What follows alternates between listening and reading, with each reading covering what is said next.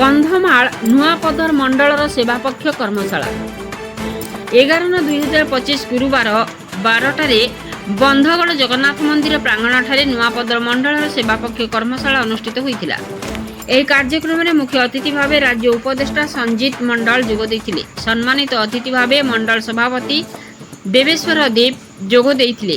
ନୂଆପଦର ମଣ୍ଡଳର ସଂଯୋଜକ ଜୟନ୍ତ କୁମାର ବେହେରା, ବିକ୍ରମ କଅଁର, ବରିଷ୍ଠ କାର୍ଯ୍ୟକର୍ତ୍ତା ଅକ୍ଷୟ କୁମାର କର୍ଣ୍ଣ, ପୂର୍ବତନ ଜେନେରାଲ ସେକ୍ରେଟାରୀ ପ୍ରକାଶ କୁମାର କଅଁର, ଦିଗାମ୍ବର ମଲ୍ଲିକ, ସରୋଜ କୁମାର ପୃଷ୍ଟି ଶତାଧିକ କର୍ମକର୍ତ୍ତା ଯୋଗଦାନ କରିଥିଲେ।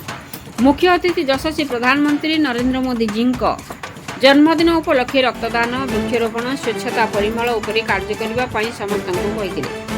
ସମସ୍ତେ संगठित होई कार्यक्रम सुचारूपे परिचालन करने କହିଥିଲେ।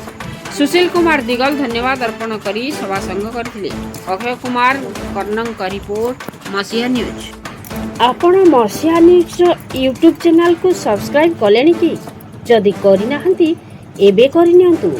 एहा सह मसीहा न्यूज रो फेसबुक पेज को और ट्विटर को फॉलो करंतु।